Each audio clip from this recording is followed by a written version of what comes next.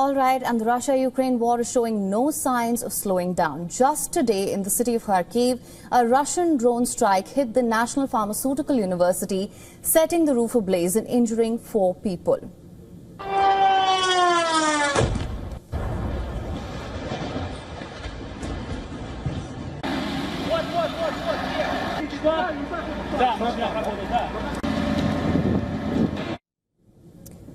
One woman was reportedly being treated for psychological trauma after witnessing the attack. Local Mayor Ihor Tarakov confirmed the strike as emergency responders rushed to contain the fire.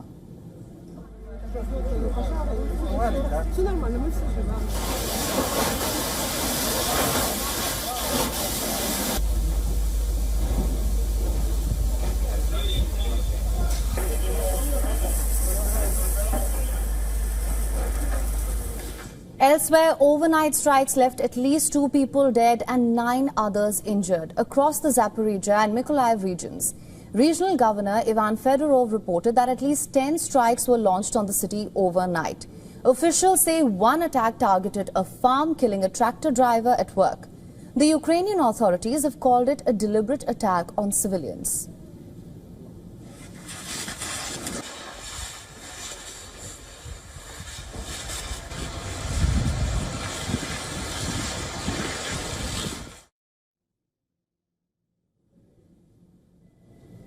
Russia appears to have intensified attacks on Ukraine as the talks to end the war don't seem to be moving forward.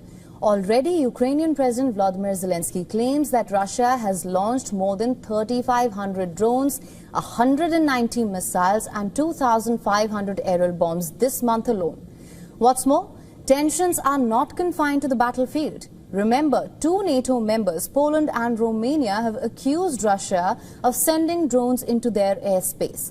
Both scrambled fighter jets in response to this, with Poland even closing its border with Belarus, Russia's ally. Russia, of course, has called these allegations a myth. But NATO's fears of Russian provocation continue to keep Europe anxious. Meanwhile, Russia has claimed that its own drone struck a gas distribution station in Ukraine's Sumy region. Russia called the target a military facility.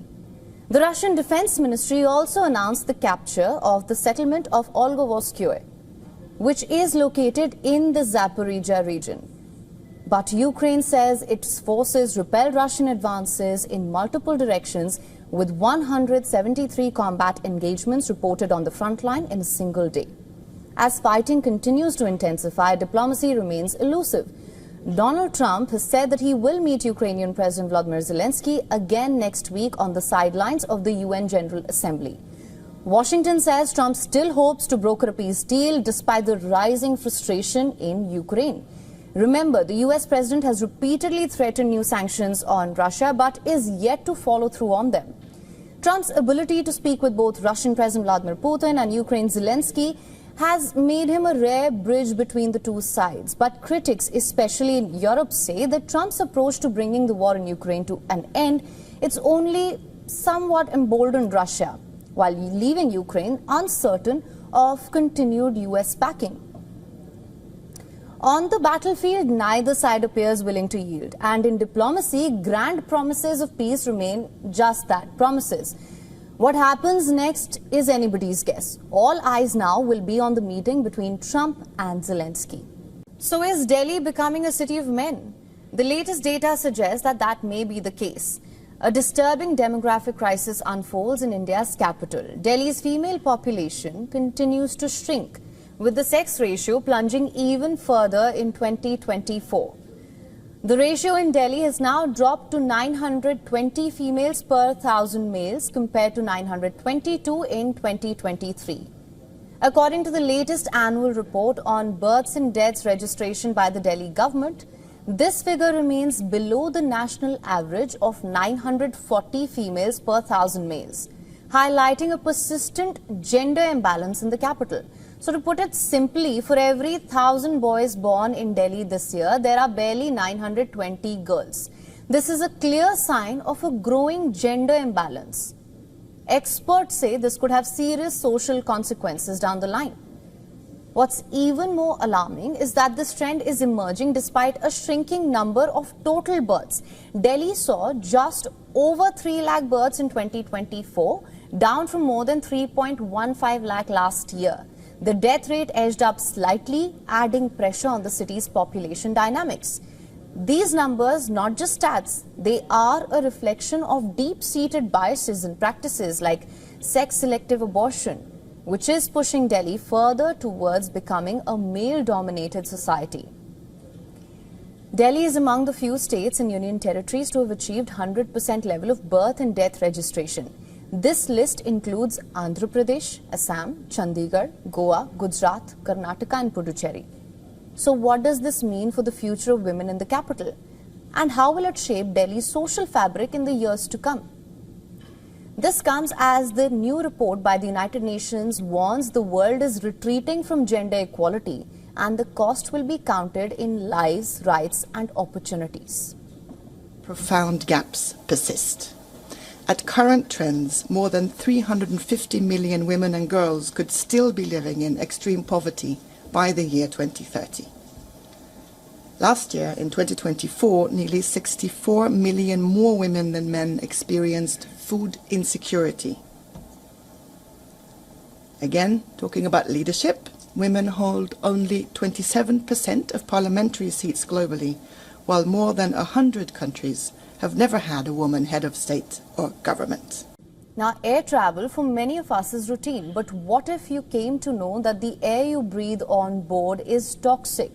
According to an explosive Wall Street Journal report, there have been thousands of what are called fume events on US aircraft, incidents where toxic jet engine fumes seep into the cabin. According to a report, since 2010, the United States Federal Aviation Administration has logged thousands of these cases. Passengers and crew have been left with symptoms ranging from nausea and dizziness to neurological damage resembling concussion victims. These cases have been reported both on Airbus and Boeing aircraft. The FAA insists cabin air meets strict standards. It admits that in rare cases, mechanical failures like faulty oil seals or fan bearings can allow toxic fumes into the cabin. But here's the catch. The FAA's own data shows a sharp rise. The Wall Street Journal report found that these incidents were 9 times more frequent in 2024 than a decade ago.